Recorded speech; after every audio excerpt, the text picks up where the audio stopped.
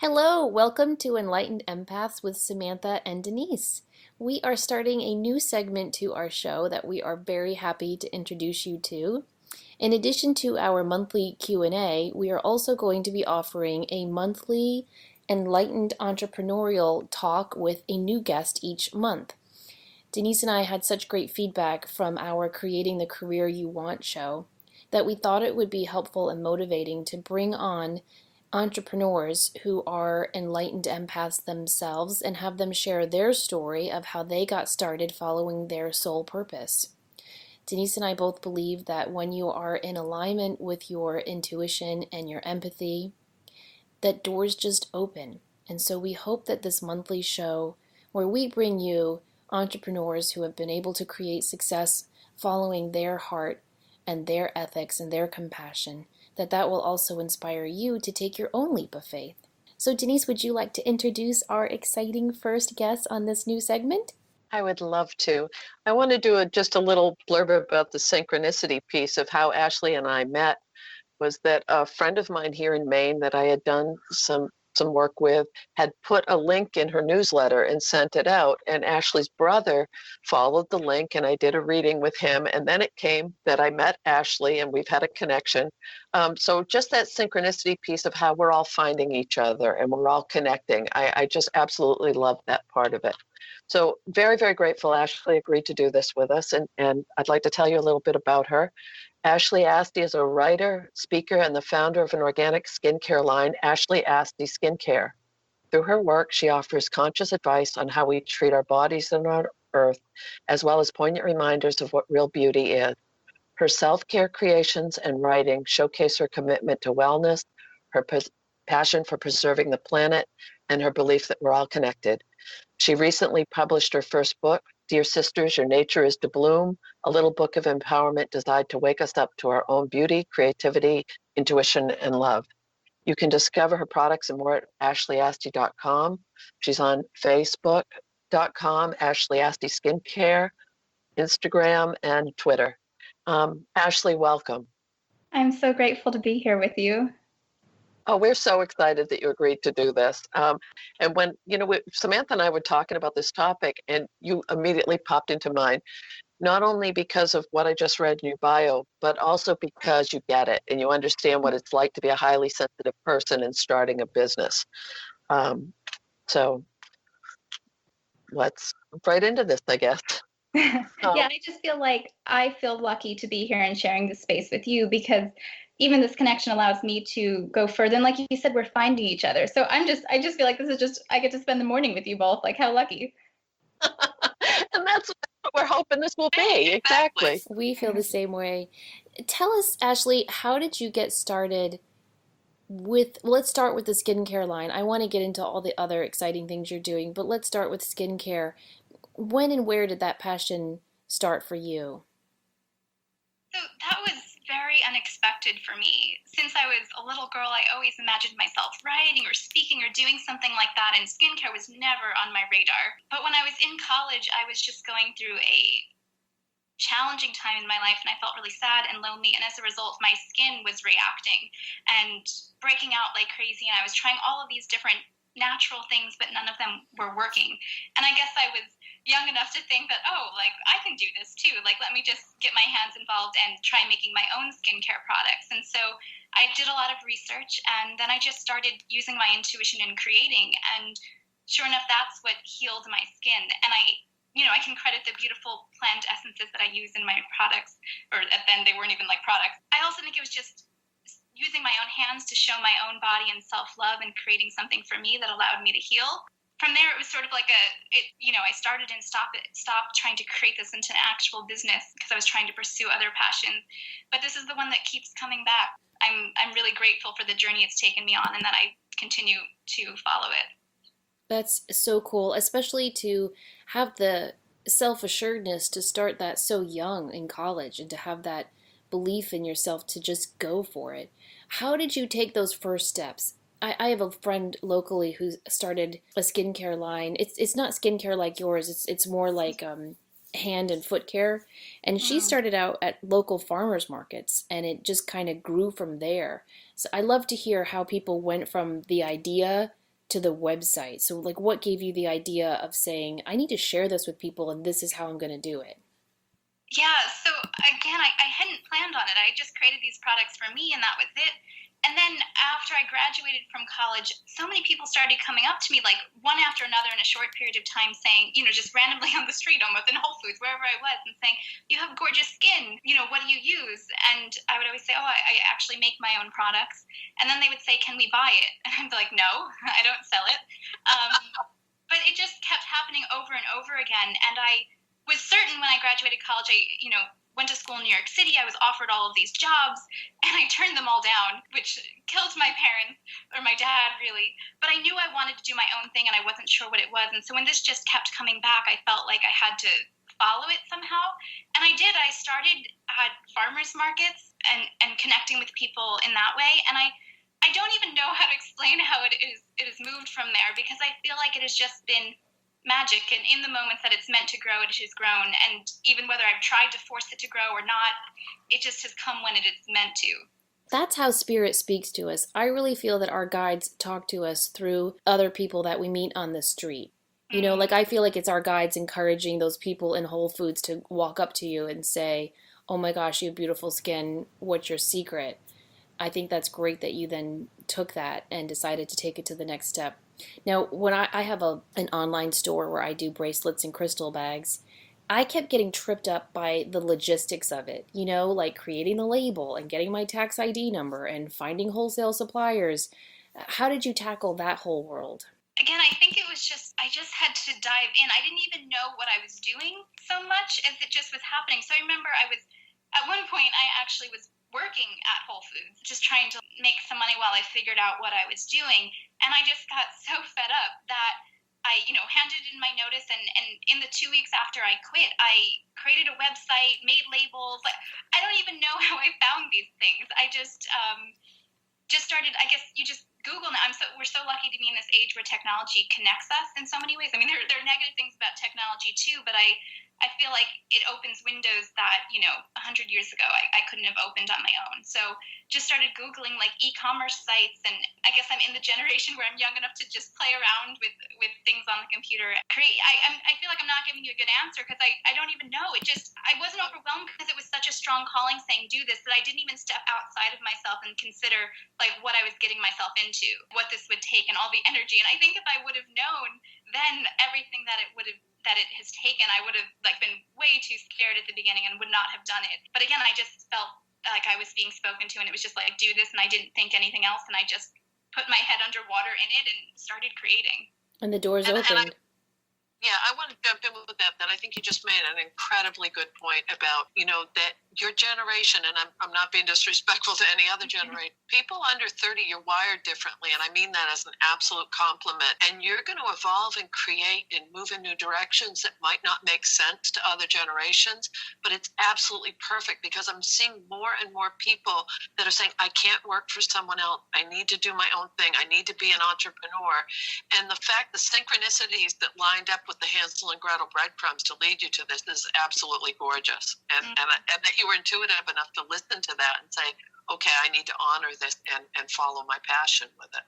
And I think so incredible. Self-awareness of that came later. Like now I'm able to say, like, I was listening to this call, and I can put it in clearer terms that I had, the intuition to follow. But at the time, it's just like I didn't even know it. I'm not sure. I just think it was so strong that I just went forward. Samantha, don't you see that happens a lot, though, that all of a sudden you're, 6-8 months into it, it's like, I'm going to be really blunt, holy shit, how the hell did that happen? Yeah. Yes. And you look back and it's like, wow, this is incredible. And once the ball starts rolling, it just keeps going and building momentum. I couldn't agree more. And I think that's how we know that spirit is guiding us to do this, where you're not held back by fear and blocks and obstacles. You're just diving in and saying, this is what I'm supposed to do. That's where that expression comes, when you do what you love, you never work a day in your life. Right. Because all the work I've done for the podcast or the website has never felt like work. It feels fun. Mm-hmm.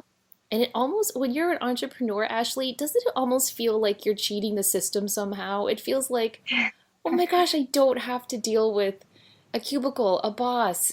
Although I don't know, I get such a kick out of that personally.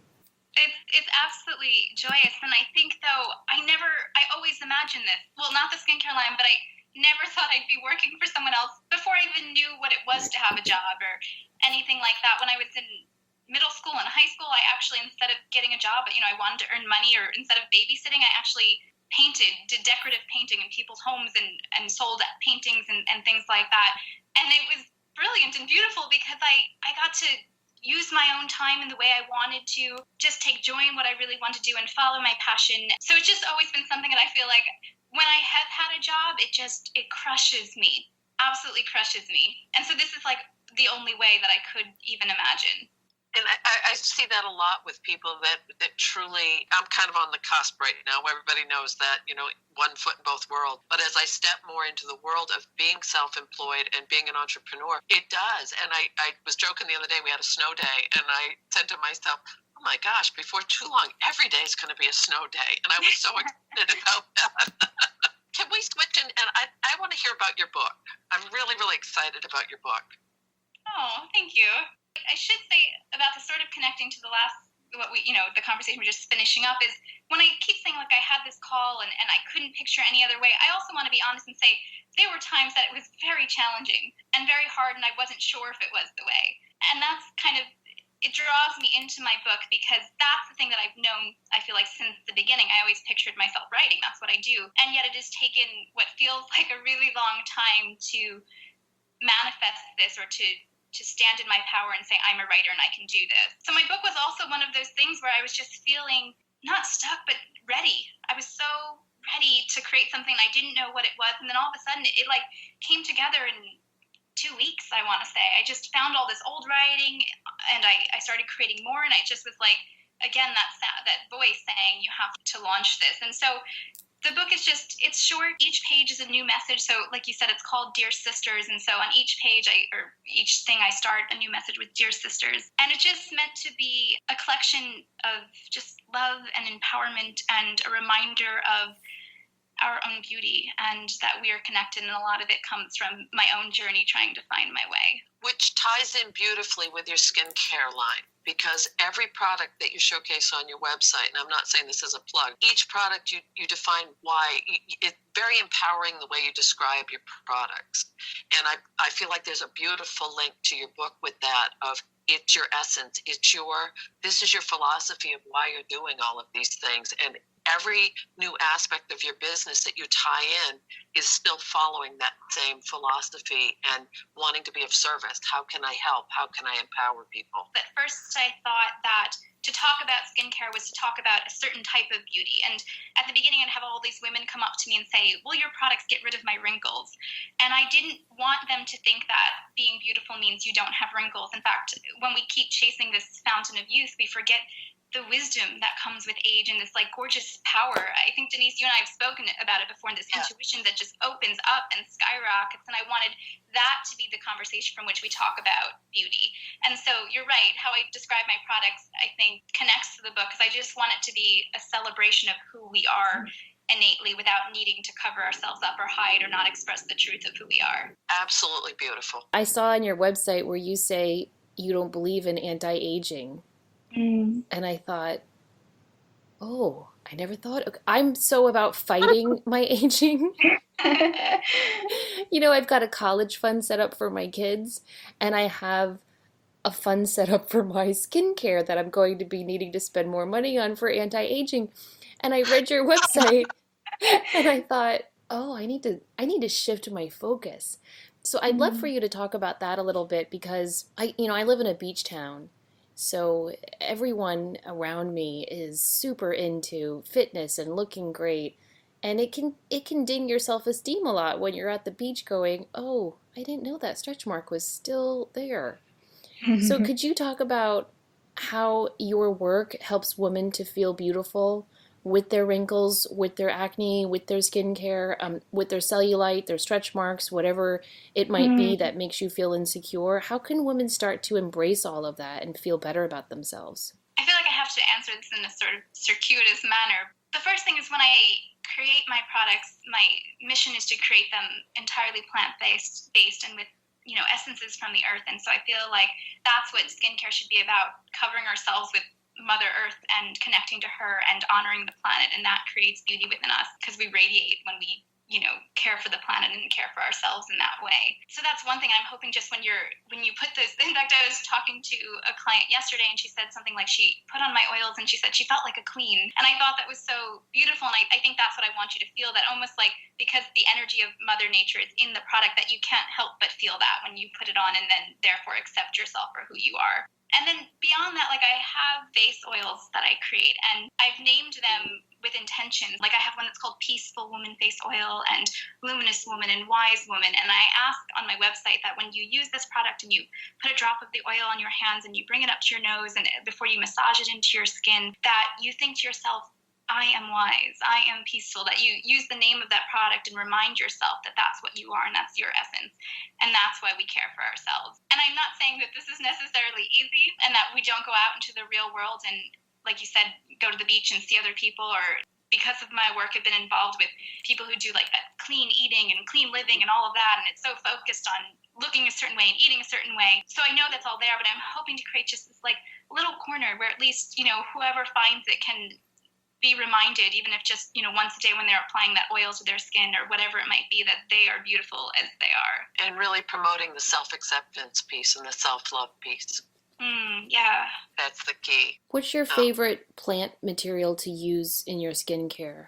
Organic blue chamomile essential oil, because the color of it is actually blue, and in color theory, blue is the color of oceans and embodies peace, and it counteracts like the red of anger and inflammation. And when I smell it in, I just feel all of that and just alive and peaceful. And so that's why when I get to create products for my clients, I feel blessed every time, because I get to be surrounded by the aromas and essences and energies of all these beautiful plants. So it's always a work of love and gratitude. Let's talk about your family's response to this career, because you mentioned that you went to school in New York City, which is a big deal. You got this great college education, and you mentioned that your dad was kind of like, you're doing what? So talk to us about that procedure, how you approached your family and shared with them this vision you had for your career path. Yeah, I think at first it was trying to share as little as possible of it with my dad as possible, which would kind of drive him crazy because he kind of wanted to know what was going on. But every time I would bring up sort of what I was thinking, because he and I are very different in the way we perceive the world, it would just lead to fights and anger, and I didn't want to live in that. I think it was hard. I don't want to throw him under the bus. I love him very much, but I also, getting there and having these conversations with him where over and over he would tell me that I'm not going to be able to make money, and that the fact that I didn't get a job, was almost, he didn't use these words, but made me feel like I was a failure. I had not succeeded because I was not working that, corporate job in New York City or whatever it might be. So that was a challenge. And I think the only way we overcame it was just by walking through it, and him finally seeing essentially it being successful. The more it grew and he saw, my products are now in this yoga studio, or this is happening, he started accepting it more. And I really think it's only been since recently, when I think things have really been growing for me, that he's been like at peace with my decision. But yeah, unfortunately, I feel like it just took walking through and me just having to remind myself over and over again that I'm doing what I'm supposed to be doing, and to trust that, and to not let him or anyone else bring me down because it was different than what they've envisioned for me. And you saved yourself years of heartache and pain. Denise, how many people do we know, 40 and up, who followed their parents' advice into a career that was not in alignment with who they were? And continue to do so now, because even I'm seeing high school students going into paths that they feel supposed to go into rather than what lights their heart up. And it kind of goes back to what I said earlier about the generational difference. As someone who's probably closer to your parents' age than your age, Ashley, we want the best. We want, and we're still kind of locked in that mindset of, get the degree, do this, move forward so that you'll be safe and successful. But that goes into, and I don't want to limit it to people in their 20s, early 30s, but I think for all of us, we're all waking up and saying, I just want to do what makes my heart sing. I want to do how I can best be of service and what I came here to do to help. And also the fact that you're as you become more successful, it feels like it allows your family to relax a little bit and say, oh, okay, now this is starting to make sense. I remember we had chatted at one point about your writing being a huge part. And I think as that becomes more prevalent in your work and in your design of life, that's also going to help seeing this beautiful ripple effect of healing for all of you. Yeah, that's what I feel like. And I know, like with my dad, his intentions were always, like you said, for me to be safe and secure and successful. He just couldn't see what I was seeing, which I understand. He was not in my head and living my life. And so I get that. But I also, like you said, I feel like, we're all one. I always talk about that. So any change or leap in one of us affects all of us. And I feel like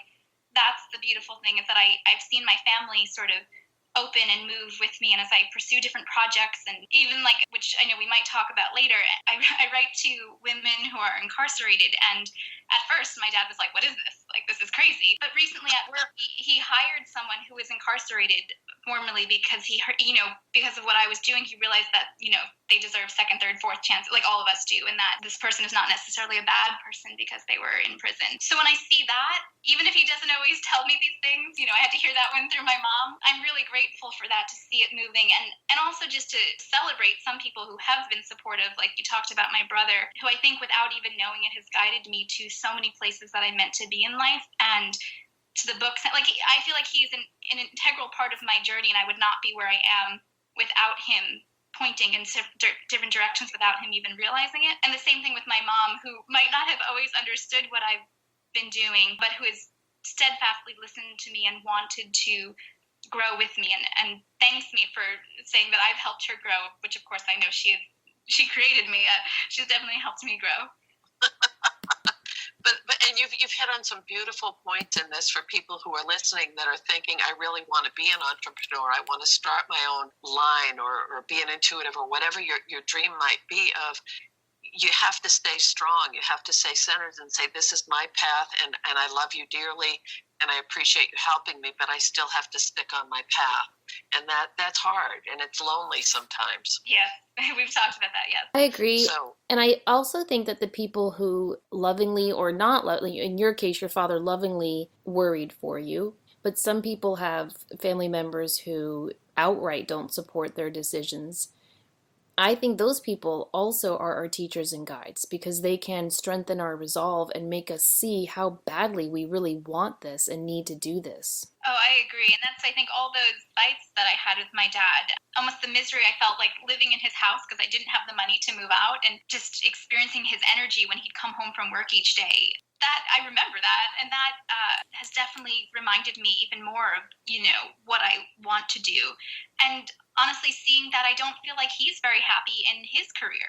And so he's telling me to do these things that are, to be safe and successful. And then I look at him and it's like, is that the example in terms of choosing that career? So I just think, yeah, they're all teachers. Everyone is. I agree. And I think that can be such a helpful reminder for anyone considering this. You mentioned a couple of times hearing a voice and talking about listening to that voice. Can you talk about connecting with that voice? Yeah, for me, I say hearing a voice, but I think it just, it comes out through my writing a lot. I found notes that I've written to myself years ago that I didn't even realize that like something else was speaking through me at the time. So I definitely feel it there. I just feel it in my body. I feel very intuitive that way. I don't know how to describe, because for me, it's not like I actually hear something. People have asked, like, do you actually hear a sound? For me, I don't. It's just something that's speaking to you, and it's not necessarily you, or it's some higher version of you. I don't know how you can probably do a better job describing this. For me, it's just like, you just know. It's that thing that when you hear it, you just know, and that's it. Yeah, they call it claircognizance, that inner knowing, where you don't know how you know or why you know, but you know, and you feel compelled to listen to that voice and follow that. Would you describe yourself as an intuitive? Yes. Yeah, I didn't know what that was for many years, but absolutely. Like I said, I feel like that reason I can create my skincare products, I create custom orders for people sometimes, and that are meant to serve both their skin and their spirit. I have them fill out a survey so I get to know what they're looking for in their bodies and their lives. But I feel like when I create those, I just go into that intuitive place and I feel it within me. It's been, I think, an absolute gift. I mean, we talk about being an empath, and there are so many challenges to that as well. But I also think is something that I want to celebrate because it's the reason that I feel connected to the different things that I feel in my life. That is an excellent description of listening to that voice. Talk a little bit about your book. How did you get it published? Did you publish it yourself? I published it myself. I think always desiring to be free from the rules or authority. I was like, oh, I'm not dealing with a publisher. I don't want them to change what I have to say. And also, it just allowed me, again, this new technology. You know, I used Amazon to publish it, and the great thing about it for anyone else who wants to do this is you can do that whole process for free, and then you just get a portion of the profits when it's sold. So it just felt like in that moment, I mean, in the future, who knows what I'll choose to do. I'm, writing another book now, but it just allowed me to explore this writing without feeling any pressure and just to get it out fast and just sort of release it because it was time to release it. That's awesome. I'm so inspired by those two things that you have done, your skincare line and the book. But I think people will be even more inspired to hear about some of the outreach and volunteer work that you do. Before we jump into that, I just want to take a little break and mention a couple of things that Denise and I have coming up. And then I want to dive back in and share with people some of the wonderful work you're doing as a volunteer. Denise and I have a webinar coming up in 2 days. Manifesting Love for the New Year. You can connect with us on Facebook, or the link to sign up is on my website, samanthafay.com. And Denise and I are going to be sharing tips and techniques for manifesting self-love for yourself so that you can then manifest a relationship and more positive and healing and loving relationships for yourself in the new year. We are going to be sharing several handouts with you that are geared to help you recognize patterns in your relationships in your life thus far. We're going to talk about some exciting manifesting tips and techniques. I'm going to include crystals and feng shui, of course, because I always do.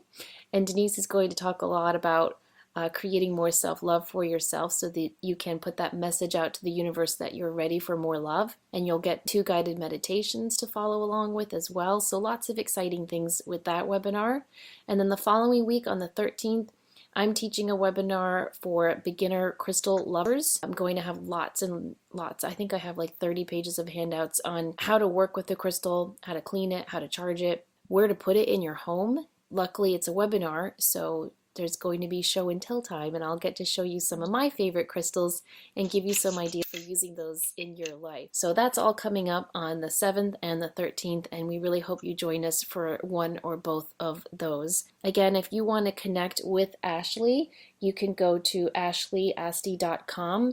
Those links to her website and her social media will be on the show notes and on our Facebook page. Okay, so Ashley, could you talk about let's start with your prison outreach and tell people how you got interested in that line of volunteer work and what you do with the women there. Yeah, so again, that was something that I hadn't anticipated in my life. As I've been trying to create and all of those things, I had some free time. And so I would just read a lot. And I don't know how I somehow came across a book called Just Mercy by Brian Stevenson, and who's a lawyer and does a lot of this work with people who are incarcerated. And I just remember reading it and thinking, like, I just can't imagine that mass incarceration is the answer. And I don't know, it just from there, I just started Googling, and because I wanted to be involved somehow, because I believe that we heal with love and connection and not isolation, and that when we just put people behind bars and don't offer them any sort of outlet to grow that way, that because most of these people return back to our society, and that we're not setting them up to succeed and then create the best world possible for all of us. So I just wanted to get involved, and I started Googling, and I found an organization called Adopt an Inmate. Through them, you get to fill out a little form where you talk about yourself a little bit, and they actually pair you with someone who is incarcerated who they think you would get along with. That relationship can take many forms. For me, it's been mostly writing back and forth, and when I have some extra money, buying them items from commissary, like, for the women, tampons, because they're not given away for free in Texas, and many of them can't afford it, things like that. But it's just been an absolute joy. I mostly connect, I've reached out to a bunch of women, but I mostly connect with 2 women who are incarcerated in Texas, both of whom are my age. I have learned so much from them, and I encourage everyone to, if this sounds something that like you'd be into, to check out Adopt an Inmate and to adopt. I think that that's absolutely incredible, and it also speaks to being open that because of circumstances in our lives doesn't mean we're any less or we're any less empathic or any less deserving. And the fact that you've reached out to these women or reaching out to anyone, it might be, but your example of adopt an inmate is absolutely perfect for we're in this place. Personally, my own belief is we need to help each other right now. The polarity is so extreme, but we also need to reach out, and we are all one and we are all connected.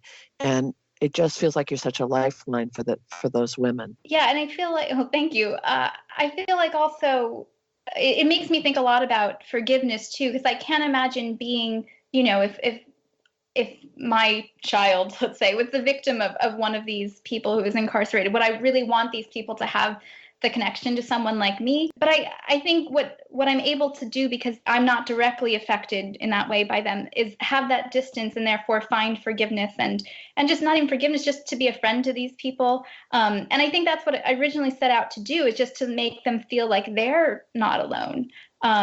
And that there's hope. But in turn, it's taught me that, I think, more than anything. I've gained friendships, and I've learned so much, and the wisdom that is in these women is incredible from everything that they've lived. So as much as you can talk about me being of service, I feel like they've definitely served me in return. But the other piece is you're not judging, and so many people can't open that door when someone has done what they may perceive as heinous or whatever it might be, whatever the reason they are that they're incarcerated, just to help, because I think you nailed it with the forgiveness piece. And a lot of times when people have made choices or had circumstances in their lives that have affected other people, I think the hardest person to forgive is ourselves. And the fact that you're reaching out and you're saying, you know what, you're still a human being. You're still, that's a huge piece to help people find that forgiveness for themselves. Yeah, and we have to remember, like, one of the women I write to, she's 28, she has 2 children, and we forget how many parents of children are incarcerated, and that it deeply affects the children as well. So her healing is tied to her children's healing. So this is not just about her. I mean, I love her, but it's not just about her. It's about healing everyone who's connected to them as well, and offering them a chance to have a mother who returns to them when she does, whole and healthy and ready to support them in the way that they deserve. You know, what's interesting when you said that is I have some people that I've known in my life that worked in the prison system. When a male is incarcerated, a lot of times if there's a family, they'll relocate so they're closer. When a woman is incarcerated, a lot of times that doesn't happen. And especially with the way the penal system is right now, a lot of people may be shipped to another state, or they may be put in a different, so the proximity to their family, to their children, might not be as readily available. Oh, and absolutely. That's a huge, huge part. Yeah, with this one woman, Alicia, who has the children, like, she has not heard from her mother in 6 months. The mother doesn't allow the children always to write to her. She has no connection to her family, and what I love is she's always so resilient and hopeful. And just recently, I found her sort of dipping, and because she's just not been in touch with her family in so long, and I just can't imagine that, because again, we're connected. So when we put one person behind bars, it's affecting all of us. And there's so many things that we can go into this, but it's so often along like racial lines and inequalities there. So this is just a deep-rooted system that we have to see as our modern day form of slavery. And so I think something just needs to be uprooted. And I'm not the policymaker, the lawyer, or any of those things. So all I can offer is just my love and, like you said, the not judging and just friendship. But it does tie in with your business and what a lot of us as empaths, we want to empower people. We don't want to enable them. We want to give them back a sense of self, or help them find that sense of self within, which is the key. On another note, I'm going to jump the fence a little bit, and I'd love to talk about Brittany's Baskets of Hope. Brittany is a friend of mine who, I'm 27, she's 28, so we're just about the same age, she happens to have Down syndrome, and she started a nonprofit organization, like you said, called Brittany's Baskets of Hope, where she sends welcome baskets full of resources and gifts and her story and her parents' story to new families of babies who have just given birth to a baby with Down syndrome across the country. And what I love about her is that she came up with this idea when she was 25. It was completely her idea. She came to her parents one day and she said, I want to bring hope to moms who have babies with Down syndrome. And then she just essentially, like, what's so amazing about her is she just said, okay, and then I can do it, essentially. She gathered a team around her and kind of was like, I'm doing it, and didn't think anything of it. And what I love about it is that so many people may dismiss her, someone like her, because she happens to have Down syndrome. But at 25, not only did she know her purpose, but she was choosing to live it. And so she's an absolute inspiration to me. And now being invited to serve on the board of that nonprofit has been an absolute gift. And connecting to these families who so often when someone gives birth to a child with Down syndrome and they spread the news, even the people they love will say, oh, I'm sorry, or they don't know what to say. And we want this to be a celebration, that any child who arrives in this world, that is a celebration. And to remind them that the journey is going to be joyful and full of love and fun and challenges too, as it is with any child. And so I just love that Brittany did this, and being a part of it is something I'm so lucky to have. And I'm just going to put on my other hat as a special ed person for so many years. And I've done this for a very long, long time. And I have never, ever worked with a child with Down syndrome whose family wanted them to be anything different. They have they come in as healers. They come in as such healers because it changes perspective. And I believe that in my soul. I truly do. And the fact that you nailed it again with the fact that at 25, she knew, this is my path, this is my direction, this is what I want to do to help. And the pieces all fell into place. Yeah. And I think with her, like you talk about, she's a she's a healer and all those things. Yeah, I think one of the things I'm most blessed by with her is just our friendship. She has taught me what friendship actually is. She's the one who, I've struggled with finding people who I really connect with over the years, and some might dismiss her, but instead she is the one who's, when I'm having a rough day, texting me hearts and flowers and emojis, and always, every time she sees me, she grabs my hands, looks into my eyes to see if I'm telling the truth, and says, are you okay? To make sure I'm not stressed or overwhelmed, and gives me a hug, and we sing in the car together and we dance, and she just, being around her frees me up, and I know she deeply cares about my happiness. And so, yeah, go ahead. It's genuine and it's true and it's heartfelt. I worked with a young man many years ago, and I'm not going to use his name on the air, and I said, so what do you do when you get home? And he looked at me and he smiled and he said, I dance. And I said, every day? And he said, yes. He said, if you need to feel better, you need to dance. And I thought, my goodness, he gets it. He gets it. And he brought that to every aspect of his life. And I think it's not about the disability, it's about the perspective and the attitude. Oh, absolutely. Yeah. Yeah. When someone buys a face oil from me, I donate a portion of the proceeds to Adopt an Inmate. So there's like a giving back page on my website where there'll be a link to an Adopt an Inmate and a link to Brittany's Baskets of Hope. Beautiful.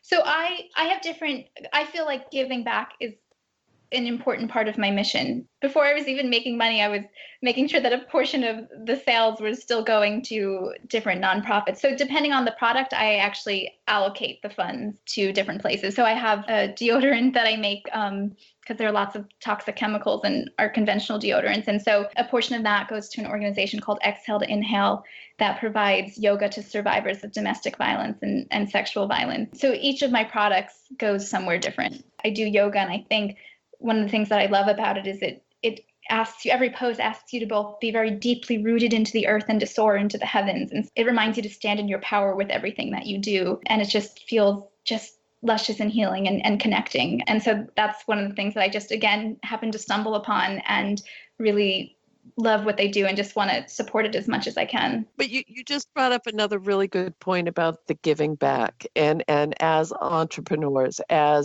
and not even as an entrepreneur, but just when we give, it helps us as well as helps the other person.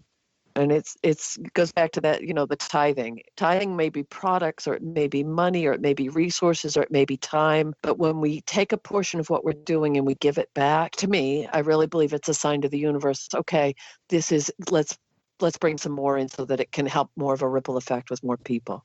I feel like our mission on this planet is not to leave a physical imprint when we return to spirit, or whatever you want to call it, but to continually giving ourselves away and to leave an impact in spirits and hearts.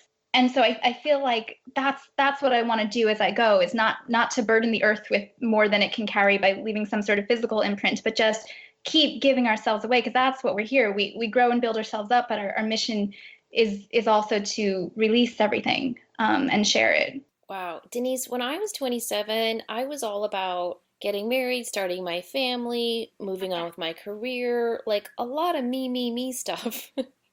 Listening to Ashley is inspiring. Well, your manifesting love webinar sounds great, I must say, because that's also, believe me, that's on my mind too. Denise knows. But you just brought up another really good point about the giving back, and as entrepreneurs, and not even as an entrepreneur, but just when we give, it helps us as well as helps the other person.